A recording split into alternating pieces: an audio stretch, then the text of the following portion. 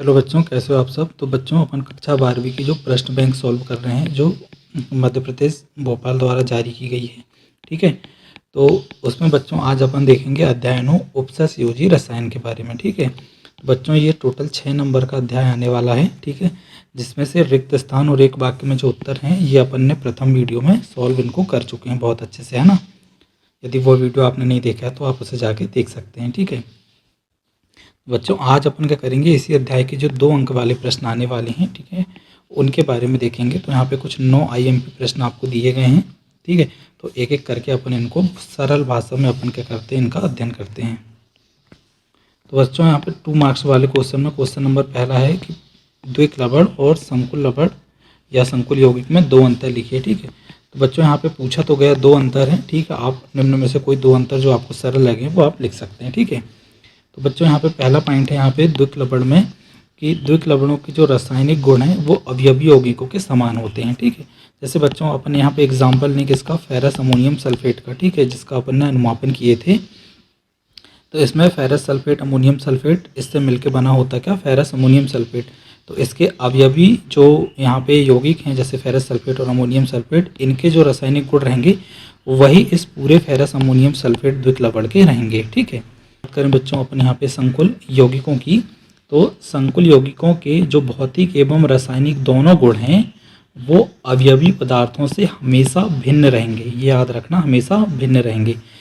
जैसे बच्चों यहाँ पे अपन एग्जांपल लें कि यहाँ पे हम इस यौगिक संकुल यौगिक के रासायनिक या भौतिक गुण देखें। ठीक है, इसके भौतिक और रासायनिक गुण, ठीक है, ये पोटेशियम है, ठीक है, आयरन है, साइनाइड, इनके जो जिनसे मिलकर ये पदार्थ बना है, इनसे हमेशा इसके भौतिक रासायनिक गुण हमेशा भिन्न रहेंगे, अलग अलग रहेंगे। ठीक है, दूसरा है बच्चों यहाँ पे कि द्विक लवण जलीय विलयन में यदि इनको घोलें तो जलीय विलयन में मूल आयनों में वियोजित हो जाते हैं। मूल आयन क्या होते हैं बच्चों, जैसे मान लो ये फेरस अमोनियम सल्फेट को अपन जल में घोल दें। ठीक है, तो यहाँ पे फेरस के आयन अलग हो जाएंगे, ठीक है, अमोनियम के आयन अलग हो जाएंगे, ठीक है, सल्फेट के आयन अलग हो जाएंगे। ठीक है, तो ये मूल आयन अपने को मिल जाएंगे। ठीक है, वहीं यदि हम बात करें बच्चों संकुल यौगिकों की, तो संकुल यौगिक जलीय विलयन में आंशिक वियोजित होते हैं। ठीक है, याद रखना, आंशिक वियोजित होते हैं जिसमें एक जटिल आयन प्राप्त होता है।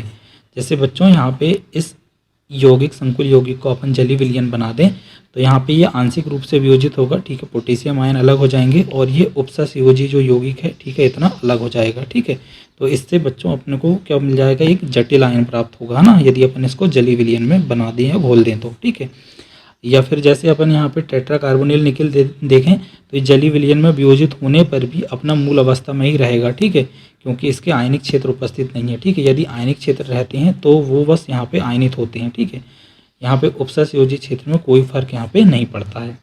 थर्ड है बच्चों यहाँ पे कि जो ये जो द्विक लवण है ये हमेशा क्रिस्टल अवस्था में रहते हैं। जैसे फिटकरी है, ठीक है, कॉर्नेलाइट है, फेरस अमोनियम सल्फेट है, ये हमेशा क्रिस्टल या सॉलिड स्टेट में रहते हैं।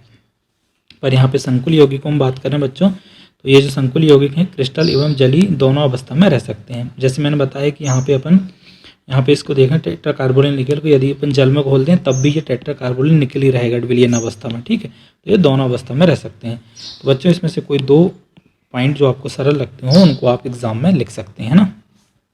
अब बच्चों बात करते हैं क्वेश्चन नंबर 4 की, केंद्रीय धातु परमाणु को परिभाषित कीजिए। बहुत आसान है बच्चों, बहुत सरल है, जस्ट आपको याद ही हो जाएगा। देखिए कैसे, देखो बच्चों इसका आंसर लिखें उससे पहले आप यहाँ पे देखो छोटा सा एग्जांपल समझो। यहाँ पे एग्जांपल ले लिया अपन ने पोटेशियम, ठीक है, हेक्सासाइनोफेरेट। ठीक है, तो यहाँ पे जो आयरन है ये केंद्रीय धातु परमाणु है। ठीक है, और इससे जो साइनाइड आयन जुड़े हैं बच्चों ये लिगेंड हैं। क्या हैं, लिगेंड। ठीक है, अब जो बच्चों लिगेंड है इसमें मुख्यतः 2 बातें याद रखना कि जो लिगेंड है वो दाता परमाणु होते हैं। क्या होते हैं, लिगेंडों को अपन दाता परमाणु कहते हैं क्योंकि इनके पास बच्चों इलेक्ट्रॉन युग्म उपस्थित होते हैं। क्या होते हैं, इलेक्ट्रॉन युग्म उपस्थित होते हैं। इसके विपरीत बच्चों केंद्रीय धातु परमाणु में क्या उपस्थित रहेगा, केंद्रीय धातु परमाणु में यहाँ पे क्या रहेंगे, रिक्त डी कक्षक, रिक्त डी कक्षक, क्योंकि ये रिक्त डी कक्षक में ही तो क्या करते हैं बच्चों, यहाँ पे इलेक्ट्रॉन युग्मों को ग्रहण कर सकते हैं। ठीक है, तो लिगेंड जब यहाँ पे दाता परमाणु कहला रहा है तो केंद्रीय धातु परमाणु यहाँ पे क्या कहलाएगा, ग्राही। क्या कहलाएगा, ग्राही। बच्चों बस यही इसका आंसर है कि संकुल यौगिक में ये क्या है बच्चों, एक संकुल यौगिक है, कोई परमाणु या आयन, ठीक है, कोई परमाणु या आयन जो एक या अधिक लिगेंड या दाता आयनों से घिरा रहता है। ठीक है, एक या अधिक लिगेंड या दाता आयनों से घिरा रहता है या बंध बनाता है, उसे क्या कहते हैं बच्चों? केंद्रीय धातु परमाणु या केंद्रीय धातु आयन कहते हैं।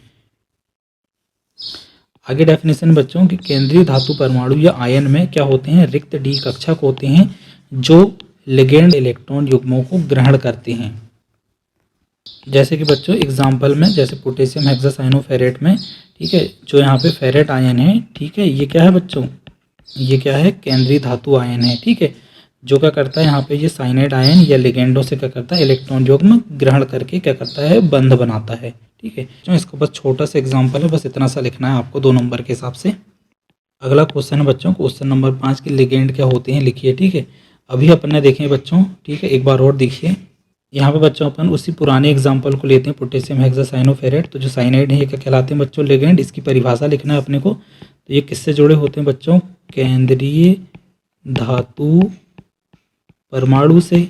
ठीक है, तो बच्चों देखो इसका आंसर कैसे लिखेंगे अपन कि वह अणु, परमाणु या आयन, तीनों में से कोई एक है ना, जो केंद्रीय धातु आयन से जुड़ा हो। किससे जुड़ा हो? केंद्रीय धातु आयन से जुड़ा हो, क्या कहलाता है? लिगेंड कहलाता है। अब बच्चों आप सभी को पता है कि ये लिगेंड क्या होते हैं? दाता परमाणु होते हैं, जिनके पास क्या होते हैं? लोन पेयर या इलेक्ट्रॉन युग्म होते हैं। ठीक है, तो बस वही और आगे लिखना है कि लिगेंड क्या होते हैं? दाता परमाणु होते हैं जो केंद्रीय धातु आयन को इलेक्ट्रॉन युग्म दे सकते हैं। केंद्रीय धातु आयन को क्या दे सकते हैं? इलेक्ट्रॉन युग्म दे सकते हैं। जैसे कि पोटेशियम हेक्सासाइनोफेरेट में जो साइनाइड आयन है ये क्या है? लिगेंड है। बस ये एग्जाम्पल आपको यहाँ पे लिख देना है। तो बच्चों ये भी बहुत छोटा सा क्वेश्चन है 2 मार्क्स के हिसाब से। अब बच्चों अगला क्वेश्चन है क्वेश्चन नंबर 6 कि क्रिस्टल क्षेत्र सिद्धांत की 2 सीमाएं लिखिए। ठीक है, बहुत आसान है यहाँ पे। देखो पहली सीमा है यहाँ पे कि यह सिद्धांत धातु आयन, ठीक है, जैसे यहाँ पे कोई धातु आयन है कि केवल, ठीक है, डी कक्षकों पर ही विचार करता है। ठीक है, कोई धातु आयन है उसके केवल डी कक्षकों पर ही विचार करता है, बाकी चीज़ों पर ये विचार नहीं करता। ठीक है, दूसरा है यहाँ पे कि यह सिद्धांत में धातु आयन तथा लिगेंड, ठीक है, जैसे कोई धातु आयन है और कोई लिगेंड है के मध्य, ठीक है, बंध को पूर्ण रूप से आयनिक मानता है। पूर्ण रूप से कैसा मानता है? बंध को आयनिक, जबकि ये गलत है। इनके मध्य सहसंयोजी प्रकृति या फिर जो उपसहसंयोजी बंध बनने की प्रकृति है उसको यह सिद्धांत क्या करता है? समझा नहीं सकता है। तो ये दूसरी इसकी सीमा या लिमिटेशन है। थर्ड है बच्चों यहाँ पे कि जो धातु आयन एवं लिगेंड के मध्य, ठीक है, बहुबंध की व्याख्या यह सिद्धांत नहीं कर पाता कि एक से ज़्यादा बंध कैसे बनते हैं। ठीक है बच्चों, यहाँ पे अगला है क्वेश्चन नंबर 7, ठीक है, कि दुर्बल क्षेत्र एवं प्रबल क्षेत्र लिगेंड क्या होते हैं। ठीक है, तो बच्चों इसका जो क्वेश्चन तो कुछ इस प्रकार है, पर आपको देख के लगता होगा कि इसको रटना या याद करना पड़ेगा। ठीक है, लेकिन मैं चाहता हूँ कि आप इसे रटें ना, समझें, तो जिससे आपको ये आसानी से याद ही हो जाए। तो देखो बच्चों, जो इसका आंसर है अपन क्या करते हैं, इस चित्र के द्वारा समझते हैं, जिससे ये याद ही हो जाएगा अपने को। देखो, तो देखो बच्चों यहाँ पे रिक्त डी कक्षक हैं। ठीक है, मान लो किसी केंद्रीय धातु आयन के ये रिक्त कक्षक हैं। ठीक है, इन रिक्त कक्षकों से क्या करना, किसको जोड़ना है? यहाँ पे किसी लिगेंडों को जोड़ना है। ठीक है, मान लो अपन यहाँ पे 2 टाइप के यहाँ पे लिगेंड ले लेते हैं। एक लिगेंड ले लेते हैं यहाँ पे क्लोराइड आयन और दूसरा ले लेते हैं साइनाइड आयन। ठीक है, अब लिगेंडों का काम क्या होता है बच्चों? ये इलेक्ट्रॉन युग्म को दान करते हैं और इलेक्ट्रॉन युग्म को दान करके किससे जुड़ जाते हैं? इन रिक्त डी कक्षकों से। ठीक है, केंद्रीय धातु परमाणु से। अब यदि हम बात करें जैसे बच्चों यहाँ पे क्लोराइड आयन की, ठीक है, तो क्लोराइड आयन क्या करेगा, जब यहाँ पे इन डी कक्षकों से जोड़ने के लिए पास में जाएगा तो इन डी कक्षकों की ऊर्जा असमान हो जाती है और ये बीच से टूट जाते हैं। ठीक है, तो टूटने के कारण क्या हो जाता है? ये 2 भागों में विभाजित हो जाते हैं। ठीक है, तो जिन कक्षकों की ऊर्जा समान से अधिक हो जाती है उनको बोलते हैं Eg, और जिनकी ऊर्जा सामान्य से कम होती है उनको बोलते हैं अपन T2G। ठीक है, तो इस प्रकार ये T2G और Eg में जब टूटेंगे तो यहाँ पे क्या हो जाएगा बच्चों? इनके दोनों के बीच में एक एनर्जी गैप या ऊर्जा अंतर आ जाएगा। ठीक है, उस ऊर्जा अंतर को अपन बोलते हैं क्रिस्टल क्षेत्र विपाटन ऊर्जा, क्योंकि ये विपाटन या टूटने से हुआ है। ठीक है, तो बच्चों जो ऊर्जा अंतर है ये बहुत कम है। क्यों? क्योंकि ये ऐसे लिगेंड के द्वारा हुआ है जो दुर्बल है। ठीक है, तो इसलिए यहाँ पे ऊर्जा अंतर कम है।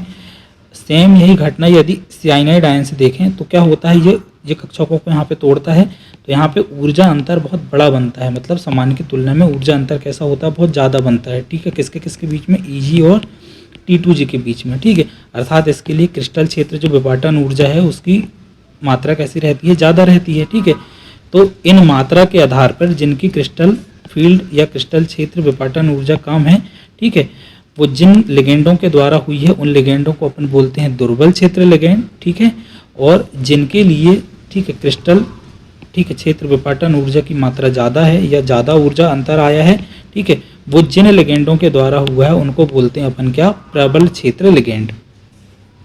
तो बच्चों बस है कि यहाँ पे T2G और EG कक्षकों के मध्य ऊर्जा अंतर को, ठीक है, T2G और EG के मध्य ऊर्जा अंतर को अपन किससे दर्शाते हैं, इस ऊर्जा अंतर से दर्शाते हैं। ओ का मतलब होता है यहाँ पे ऑक्टाहेड्रल, ठीक है, इसे दर्शाते हैं। इस ऊर्जा अंतर को अपन क्या बोलते हैं, CFSE, crystal field stabilisation energy, या हिंदी में इसको बोलते हैं क्रिस्टल क्षेत्र विपाटन ऊर्जा, ठीक है। इस ऊर्जा अंतर के आधार पर लिगेंड कितने प्रकार के होते हैं बच्चों, 2 प्रकार के।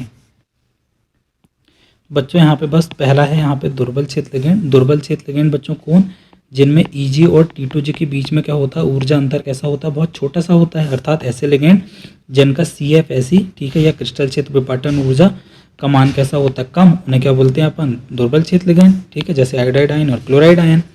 दूसरे क्या होते हैं बच्चों यहाँ पे प्रबल क्षेत्र लिगेंड, अर्थात ऐसे लिगेंड जिसमें EG और T2G के बीच में क्या होता है, CFSE या क्रिस्टल क्षेत्र विपाटन ऊर्जा का मान कैसा होता है, अधिक होता है, उन्हें क्या बोलते हैं अपन, प्रबल क्षेत्र लिगेंड कहते हैं, जैसे साइनाइड आयन और कार्बोनिल वगैरह, ठीक है।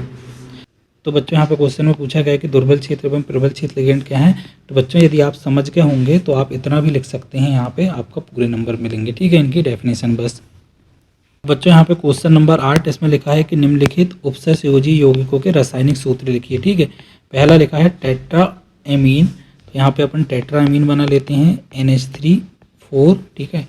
फिर डाई एक्वा, तो यहाँ पे डाई एक्वा भी लिख लेते हैं, CH2, और यहाँ पे डाई एक्वा हो गया। फिर कोबाल्ट, तो अपन यहाँ पे कोबाल्ट लिख देंगे, ठीक है, तो ये अपना उपसंयोजी क्षेत्र हो गया। फिर कोबाल्ट के बाद थर्ड क्लोराइड, ठीक है, तो यहाँ पे क्लोराइड लिखना है और इतने क्लोराइड लिखना है जिससे कोबाल्ट की ऑक्सीकरण अवस्था कितनी हो जाए, यहाँ पे 3, ठीक है। तो हम क्या करेंगे यहाँ पे बच्चों 3 जोड़ देंगे, क्योंकि ये उदासीन लिगेंड है यहाँ पे, ठीक है। तो यहाँ पे क्लोराइड के कितने हो जाएंगे, -3, तो इसका ऑक्सीकरण अवस्था कितनी आ जाएगी, +3, ठीक है। अगला है यहाँ पे ये, देखो यहाँ पे क्या लिखा है, ठीक है, पोटेशियम टेट्रासाइनाइडो निकलेट, ठीक है। तो यहाँ पे अपन पोटेशियम लिख देंगे, ठीक है। फिर यहाँ पे टेट्रासाइनाइडो, तो यहाँ पे CN, ठीक है, कितने लिख देंगे, 4, ठीक है। और निकलेट अर्थात यहाँ पे निकेल है, और ये उपसंयोजी क्षेत्र बंद हो जाएगा। अभी अपने को यहाँ पे निकेल की ऑक्सीकरण अवस्था कितनी करना है, 2। तो हम क्या करेंगे, यहाँ पे पोटेशियम कितने ले लेंगे, 2, जिससे इस निकेल की ऑक्सीकरण अवस्था +2 आ जाएगी। क्यों, क्योंकि इसकी -4 है, तो इसकी +2 और इसकी +2, तभी इसकी क्या हो जाएंगी, यहाँ पे न्यूट्रल या बराबर 0 आएगा, ठीक है। तो बच्चों ये इनके आंसर हो जाएंगे, आप इनके स्क्रीनशॉट ले सकते हैं। अगला बच्चों क्वेश्चन नंबर 9 की प्रभावी परमाणु संख्या या इसका इफेक्टिव एटॉमिक नंबर, ठीक है, क्या है, इसका उदाहरण देकर समझाइए, ठीक है। अब देखो बच्चों इसका आंसर कुछ इस प्रकार देंगे कि उपसंयोजी यौगिक में केंद्रीय धातु आयन में उपस्थित इलेक्ट्रॉन की संख्या, अर्थात इस केंद्रीय धातु आयन में जितने इलेक्ट्रॉन रहेंगे वो, ठीक है, तथा लिगेंडों द्वारा बंध बनाने से प्राप्त इलेक्ट्रॉन की संख्या का योग, अर्थात यहाँ पे जो लिगेंड है, ठीक है, टोटल कितने लिगेंड है, 6, तो ये 6 बंध बनाएंगे, 6 बंध बनाने में कितने इलेक्ट्रॉन प्राप्त होंगे, 12, ठीक है। तो इन दोनों का जब योग कर देंगे तो क्या बन जाएगा, प्रभावी परमाणु संख्या, ठीक है। जैसे बच्चों यहाँ पे प्रभावी परमाणु संख्या कैसे बनती है, परमाणु संख्या में क्या कर देंगे अपन, किसको घटा देंगे, आयन बनाने में लुप्त इलेक्ट्रॉन की संख्या, और यहाँ पे इसमें प्लस कर देंगे लिगेंड द्वारा प्राप्त इलेक्ट्रॉन की संख्या। जैसे कि बच्चों एक एग्जाम्पल अपन सॉल्व करते हैं, आपको समझ में आ जाएगा। इसका अपने को प्रभावी परमाणु संख्या या इफेक्टिव एटॉमिक नंबर निकालना है, ठीक है। तो देखो कैसे करेंगे, यहाँ पे परमाणु संख्या लिखा है, परमाणु संख्या, अब परमाणु संख्या किसकी लेना है अपने को, केंद्रीय धातु परमाणु की। अब आयरन का परमाणु क्रमांक आप सभी को पता है कितना होता है, 26, तो यहाँ पे अपने 26 लिख लिए। दूसरा बच्चों आयन बनने में लुप्त इलेक्ट्रॉन की संख्या, तो या फिर इसी को अपन क्या कर सकते हैं, यहाँ पे लिख सकते हैं ऑक्सीकरण संख्या, क्या लिख सकते हैं, ऑक्सीकरण संख्या। ऑक्सीकरण संख्या किसकी, ठीक है, केंद्रीय धातु परमाणु की, ठीक है। तो देखो यहाँ पे केंद्रीय धातु परमाणु की ऑक्सीकरण संख्या कितनी आ रही है, यहाँ पे ये -6 है, ये +4 है, तो ये कितना हो जाएगा, +2, अर्थात इसकी ऑक्सीकरण संख्या कितनी आ गई, +2। तो हम क्या करेंगे, यहाँ पे -2 लगा देंगे, ठीक है, माइनस का कितना लगा देंगे, 2, और फिर यहाँ पे लिखा है लिगेंड द्वारा प्राप्त इलेक्ट्रॉन की संख्या। अब यहाँ पे कितने लिगेंड हैं, यहाँ पे टोटल 6, तो 6 लिगेंड कितने बंध बनाएंगे, 6 बंध, अर्थात कितने इलेक्ट्रॉन हो जाएंगे, 12 इलेक्ट्रॉन, क्योंकि एक बंध बराबर कितने होते हैं, 2 इलेक्ट्रॉन, ठीक है। टोटल कितने 12 इलेक्ट्रॉन मिल गए, तो यहाँ पे 12 का योग कर देंगे। ठीक है, जब इसको आप सॉल्व करोगे तो टोटल कितना जाएगा 36। ठीक है, तो यही क्या हो जाएगा बच्चों, प्रभावी परमाणु संख्या या इफेक्टिव एटॉमिक नंबर। तो इस प्रकार बच्चों अपन ने ये पूरे प्रश्नों को सॉल्व कर चुके हैं। ठीक है, अब अगली यूनिट में मिलते हैं अपन।